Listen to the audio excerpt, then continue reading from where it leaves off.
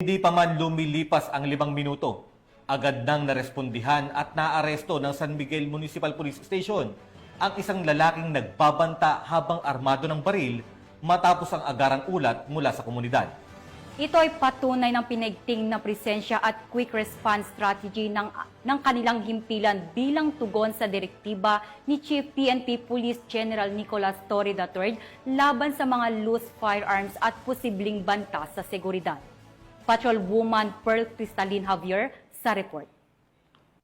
Ng mga tauhan ng San Miguel Municipal Police Station ang isang lalaki sa loob lamang ng 5 minuto matapos magpakita ng mapanganib na pag-uugali sa publiko kabilang ang pagbabanta habang armado ng baril sa Barangay San Juan, San Miguel, Bulacan.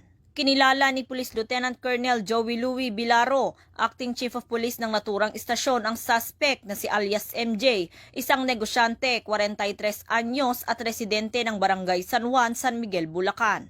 Ayon sa ulat, dakong alas 9 ng gabi nang maaresto ang suspect matapos makatanggap ng tawag ang mga otoridad mula sa isang concerned citizen. Batay sa salaysay ng mga saksi, sinadya umanong ikinasa ng suspect ang kanyang baril sa harap ng publiko habang nagbabanta ng pananakit. Nakumpiska mula sa kanyang isang Taurus G3 9mm caliber pistol na may 5 bala. Nahaharap ang akusado sa kasong alarm and scandal, grave threat at paglabag sa RA 10591 o Comprehensive Firearms and Ammunition Regulation Act. Tinitiyak ni Police Colonel Angel L. Garciliano, Acting Provincial Director ng Bulacan Police Provincial Office, ang matatag at maagap na aksyon ng mga kapulisan sa bawat sulok ng lalawigan.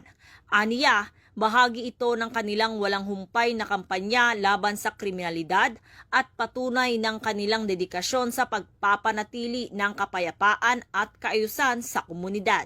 Mula dito sa Bulacan Police Provincial Office, ako ang inyong PNN correspondent, Patrolwoman Pearl Cristalin Javier, alagad ng batas, taga-taguyod ng Balitang Pulis.